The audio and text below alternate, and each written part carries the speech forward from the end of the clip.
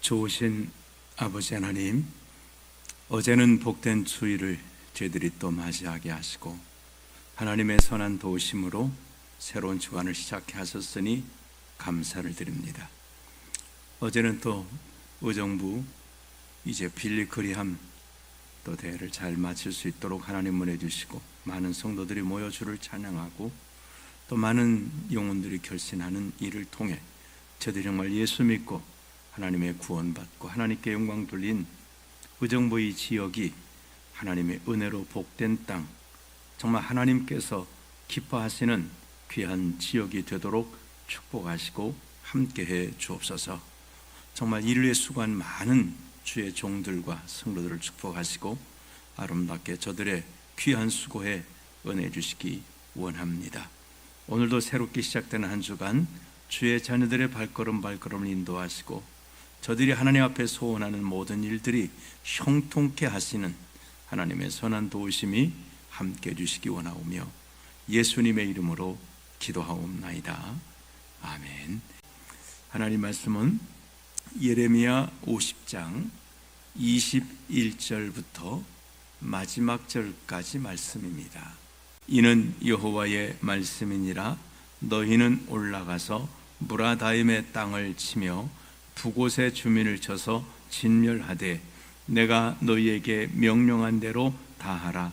그 땅에 싸움의 소리와 큰 파멸이 있으리라. 온 세계의 망치가 어찌 그리 꺾여 부서졌는고 바벨론이 어찌 그리 나라들 가운데 황부지가 되었는고. 바벨론아, 내가 너를 잡으려고 올무를 놓았더니 내가 깨닫지 못하여 걸렸고 내가 여호와와 싸웠으므로 발각되어 잡혔도다. 여호와께서 그의 병기창을 열고 분노의 무기를 꺼내문 주 만군의 여호와께서 갈대아 사람의 땅에 행할 일이 있음이라. 먼 곳에 있는 너희는 와서 그를 치고 그의 곡간을 열고 그곳을 곡식더미처럼 쌓아 올려라. 그를 진멸하고 남기지 말라. 그의 황소를 다 죽이라. 그를 도살하려 내려 보내라. 그들에게 화 있도다. 그들의 날 그 벌받는 때가 이르렀음이로다. 바벨론 땅에서 도피한 자의 소리요, 시온에서 우리 하나님 여호와의 보복하시는 것, 그의 성전에 보복하시는 것을 선포하는 소리로다. 활 쏘는 자를 바벨론에 소집하라.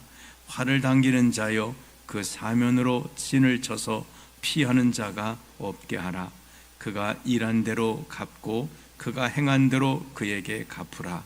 그가 이스라엘의 거룩한 자 여호와를 향하여 교만하였음이라. 그러므로 그날의 장정들이 그 거리에 엎드러지겠고 군사들이 멸절되리라. 여호와의 말씀이니라. 주 만군의 여호와의 말씀이니라.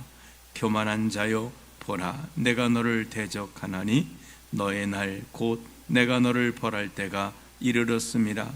교만한 자가 걸려 넘어지겠고 그를 일으킬 자가 없을 것이며 내가 그의 성읍들에 불을 지르리니 그의 주위에 있는 것을 다 삼키리라. 만군의 여호와께서 이와 같이 말씀하시니라. 이스라엘 자손과 유다 자손이 함께 학대를 받는도다. 그들을 사로잡은 자는 다 그들을 붙들고 놓아주지 아니하리라. 그들의 구원자는 강하니 그의 이름은 만군의 여호와라. 반드시 그들 때문에 싸우시리니 그 땅에 평안함을 주고 바벨론 주민은 불안하게 하리라. 여호와의 말씀이니라.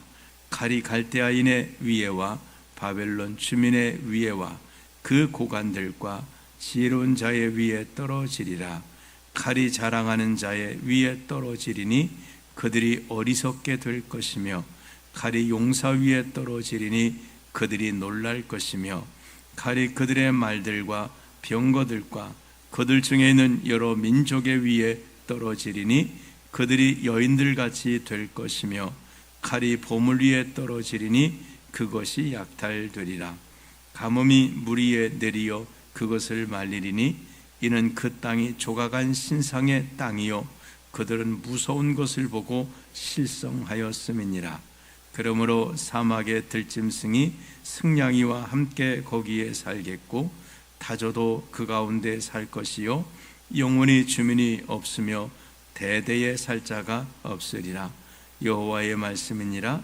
하나님께서 소돔과 고모라와 그 이웃 성읍들을 뒤엎었듯이 거기에 사는 사람이 없게 하며 그 가운데 머물러 사는 사람이 아무도 없게 하시리라. 보라, 한 민족이 북쪽에서 오고 큰 나라와 여러 왕이 충동을 받아 땅끝에서 일어나리니 그들은 활과 투창을 가진 자라. 잔인하여 불쌍히 여기지 아니하며 그들의 목소리는 바다가 설레임 같도다. 딸 바벨로나, 그들이 말을 타고 무사같이 각기 네 앞에서 대열을 갖추었도다. 바벨론의 왕이 그 소문을 듣고 손이 약하여지며 고통에 사로잡혀 해산하는 여인처럼 진통하는도다. 보라, 사자가 요단의 깊은 숲에서 나타나듯이 그가 와서 견고한 처소를 칠 것이라. 내가 즉시 그들을 거기에서 쫓아내고 택한 자를 내가 그 자리에 세우리니 나와 같은 자 누구며 출두하라고 나에게 명령할 자가 누구며 내 앞에 설 목자가 누구냐. 그런즉 바벨론에 대한 여호와의 계획과 갈대아 사람의 땅에 대하여 품은 여호와의 생각을 들으라.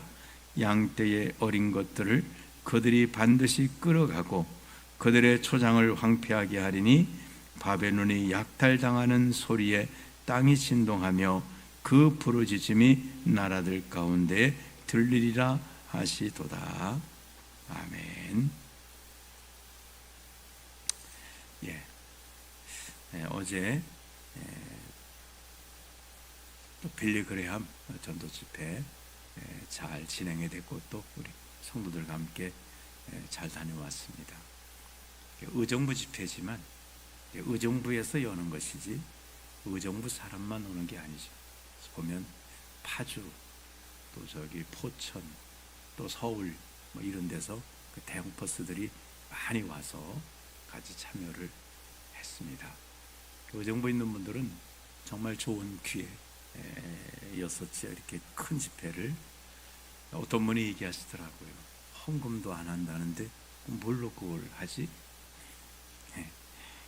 뭘로 했겠습니까? 헌신하신 분들이 많이 계셨지요. 정말 그를 위해 수고하셨던 많은 분들, 물론 빌리 그레함 전도 본부에서도 수고하셨지만 또 여러분들과 여러 교회에서 많이 수고를 해서 이제 또 잘 마쳤습니다. 이제 오늘 말씀에 보면 바벨론이 이제 망한다는 것을 지금 계속 말씀을 해주고 계십니다. 그럼 바벨론이 왜 이렇게 망할까? 23절에 보면 온 세계의 망치가 어찌 그리 꺾여 부서졌는고 그래.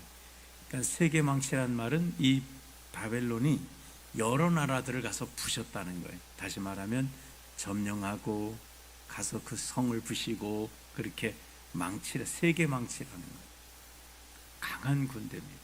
지금으로 말하면 미국처럼, 미국 가면 꼼짝 못하잖아요. 그 당시 바벨론이 가면은 어느 나라든 꼼짝 못하고 말 안 들으면 점령해버리고 이렇게 했던 그 아주 강대국이었습니다. 그래서 여기 세계 망치라는 거예요. 바벨론이 가기만 하면 다 부서지는 건데, 근데 망치가 꺾어졌고 부서졌다는 거예요. 다른 곳 나라들을 부수던 망치가 자기가 부서지고 꺾어져 버렸다는 거예요. 그러면서 말합니다. 바벨론이 어찌 그 나라들 가운데 황무지가 되었느냐. 다른 나라를 황무지 만들었던 바벨론이 황무지가 된, 이 망하게 된 이유가 뭐냐 하는 거예요. 24절에 보면 그 이유를 말합니다. 바벨론아, 내가 너를 잡으려고 올무를 놓았더니 내가 깨닫지 못하여 걸렸고 내가 여호와와 싸웠으므로 발각되었도다. 하나님이 올무를 놓으셨대요. 바벨론. 올무를 놓았다는, 올무라는 게 뭔지 아시죠? 이것은 다른 말로 말하면 하나님이 바벨론을 시험하셨다는 거예요. 하나님의 이제 시험하셨는데 그거를 깨닫지 못하고 거기 덥석 걸려 버렸다라고 하는 거예요. 이건 마치 이제 에덴 동산에 하나님께서 아담과 하와를 만드신 다음에 말씀하세요. 선악과를 먹지 마라. 먹으면 죽는다. 그러니까 어찌 보면 사람들은 그렇게 생각해요. 아니 하나님 왜 선악과를 만들어 갖고 이 선악과가 올무였네. 사람이 거기 딱 걸려들었네. 하나님이 의도하신 거 아니야? 뭐 이런 별소리 다 하는데 이런 말입니다. 하나님은 우리를 대하실 때 그 로봇처럼 그렇게 하지 않는다는 거예요. 하나님은 우리를 완전한 인격으로 대해 주십니다. 요즘에 이제 중양천을 간혹 이렇게 뭐 가보면 그런 이제 개를 데리고 산책하시는 분들이 많이 계시잖아요. 근데 옛날하고 지금하고 달라진 게 뭘까요? 옛날은 사람들이 이 개들을 함부로 막 대했습니다. 안 오면 가서 한 대 확 발로 차버렸습니다.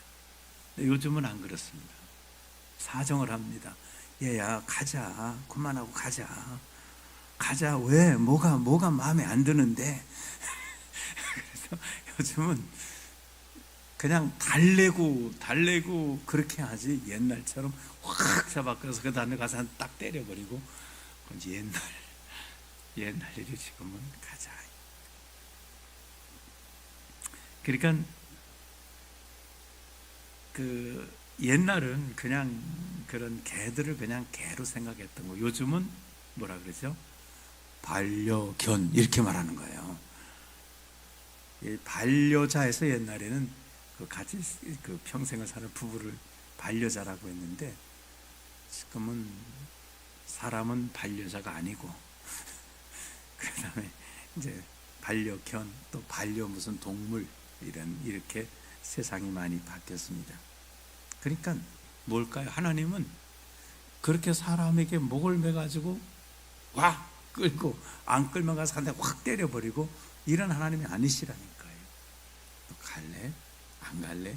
가자. 가야 돼. 여기서 큰일 나. 빨리 가자. 고기 가면 안 돼. 큰일 나. 너 그렇게 하면 안 돼. 그거 먹으면 큰일 나. 하나님은 이렇게 우리를 인격체로 대우하시지 로봇 대하듯이 막 잡아 끌고 이렇게 하시는 분이 아니시라는 거예요. 마음대로 하시니까 우리 정신을 막 조종해서 이런 분이 아니시라는 거예요. 선택은 누구에게 있느냐면 그 본인에게 있는 거예요. 그러니까 하나님이 에덴 동산의 선악과를 만드셨다는 것은 무슨 말이냐면 사람을 인격을 가진 선택할 수 있는 자로 그렇게 만드셨다는 거예요. 이 똑같습니다. 여기 바벨론도 마찬가지. 하나님이 바벨론을 로봇처럼 쓰시는 게 아니고 이들에게 선택할 수 있는 기회를 주셨다는 거예요. 그게 뭘까요? 바로 선악과처럼 그들에게 하나님 주신 것이 있는데 그게 뭐냐면 하나님 앞에 순종하고 하나님께 영광을 돌리는 이 일을 하느냐 못하느냐는 거예요. 자, 그래서 하나님께서 올무를 놨더니 발각됐다잖아요. 그 발각된 일이 뭘까요? 29절에 내려오시면 활 쏘는 자를 바벨론에 소집하라. 활을 당기는 자여 그 사면으로 진을 쳐서 피하는 자가 없게 하라. 그가 일한 대로 갚고 그가 행한 대로 갚으리라. 그 다음에 그 원인을 말합니다. 그가 이스라엘의 거룩한 자 여호와를 향하여 교만하였습니다. 바벨론을 들어쓰시고 느부갓네살을 통해서 세계를 정복하게 하신 분이 하나님이신데, 그러니까 하나님이 그 몽둥이, 이 바벨론 몽둥이라, 이 하나님이 들어쓰신 몽둥이인데 몽둥이가 자기를 들어쓰신 그 하나님 앞에 교만한 자가 되었다. 성경은 몽둥이가 자기를 든 자를 들려고 한다고 하는 것 같은 거예요. 바벨론은 알았어야 됐어요. 우리나라가 강하고 우리가 지혜 있고 힘이 있어서 세계를 지배하는 게 아니라 하나님이 맡겨주시는 거구나라는 것을 알았어야 돼요. 하나님이 우리를 강성하게 하시는구나, 이거를 알았어야 됩니다. 하나님이 그걸 깨닫게 해주셨어요. 그게 뭐냐면 느부갓네살이 어느 날 그 세계를 정복하고 성에서 자기 나라 영광을 보면서 쭉 성벽에 올라가서 그 나라의 영광을 보고, 야, 이 대단한 나라를 누가 만들었느냐, 나가 아니냐 라고 할 때 하늘에 소리가 들기를, 내가 세상 모든 것을 하나님이 다스리시는 것을 알기까지 7년 동안 짐승처럼 지내리라더니 갑자기 이상해져서 7년 동안을 성에서 쫓겨나가지고 산으로 들러다니면서 마치 손톱이 그 새 발톱처럼 온몸에 털이 짐승처럼 그렇게 7년 동안을 그냥 산으로 정신없이 뛰어다니고 짐승처럼 살았어요. 7년이 딱 지났을 때, 아하, 세상 모든 나라를 하나님이 다스리구나, 이것이 딱 깨달아지는 순간에 그의 모든 영광이 회복이 되었어요. 이게 바벨론, 그래서 느부갓네살이 말했습니다. 하나님의 세상을 다스리신다. 그러면 이제 하나님은 깨닫게 해주세요. 알게 해주세요. 근데 그걸 안 믿냐 믿느냐. 그래서 이제 그렇게 됐는데, 그래도 이제 아쉬운 것은 느부갓네살이 그러면 완전히 바벨론 우상을 싹 쓸어버리고 하나님을 섬겼어야 되는데 그 일은 하지 않은 거예요. 버릴 것을 버리지 않은 거예요. 그 다음에 어떤 일이 벌어질까요? 그의 아들, 느부갓네살의 아들 벨사살 왕이 이제 왕이 되어집니다. 근데 벨사살 왕은 그 느부갓네살 왕이 일위해서 얼마나 나라가 부강했겠습니까? 그러니까 맨날 하는 게 뭐냐면 파티하는 거예요. 늘 그저 마시고 먹고.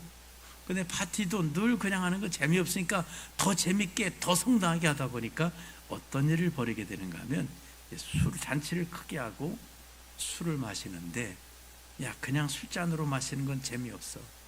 저 이스라엘에서 하나님의 성전에서 쓰던 그 기구들을 가져와. 그래서 거기다가 술을 따라서 마시자는 거예요.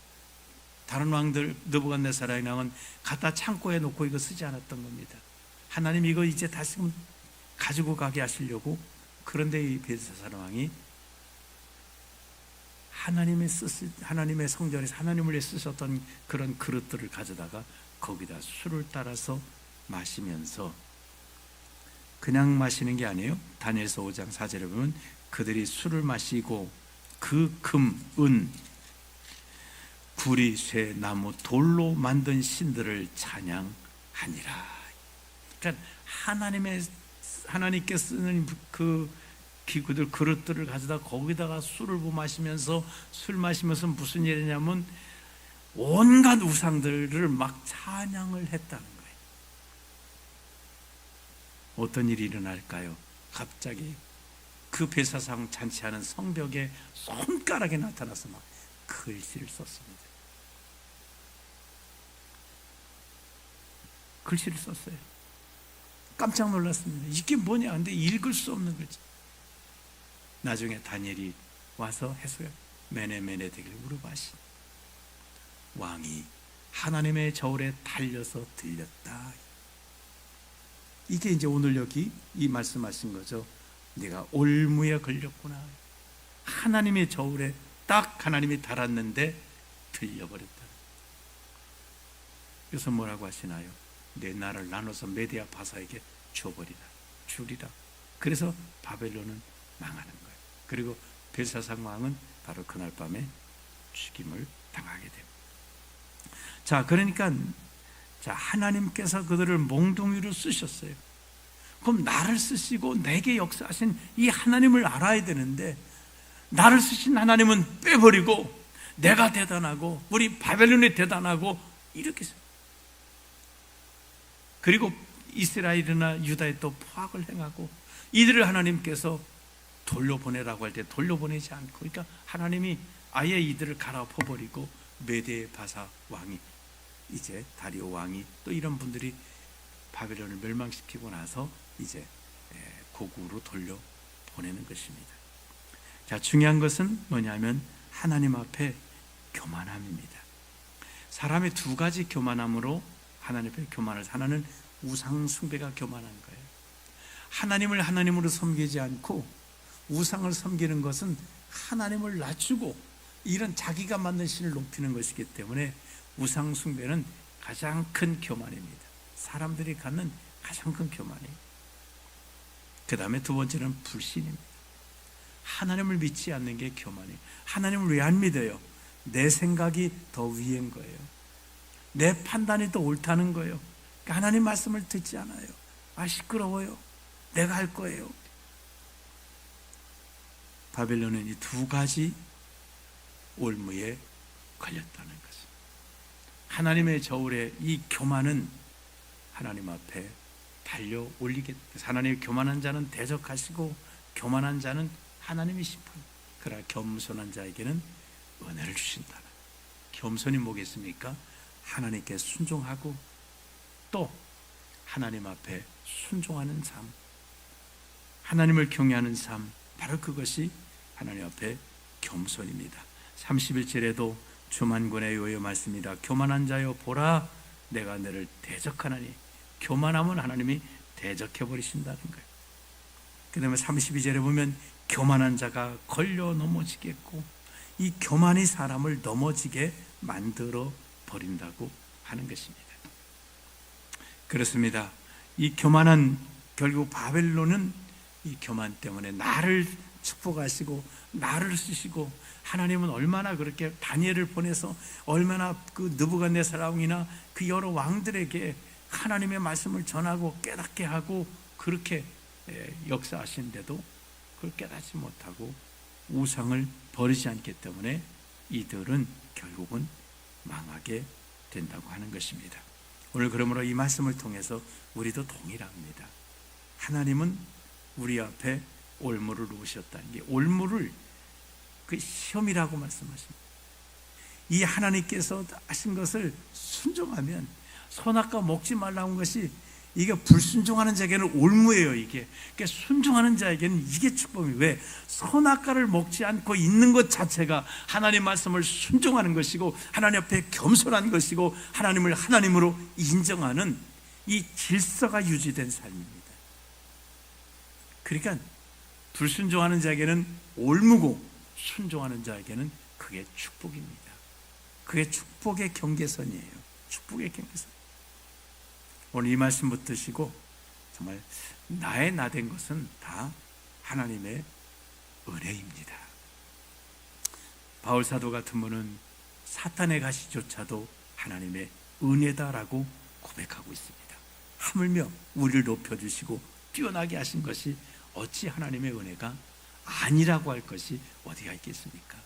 내가 잘나고 내가 대단해서 이 땅에서 뭔가 다른 사람보다 뛰어나다고 말할 수 있는 근거가 어디가 있겠습니까?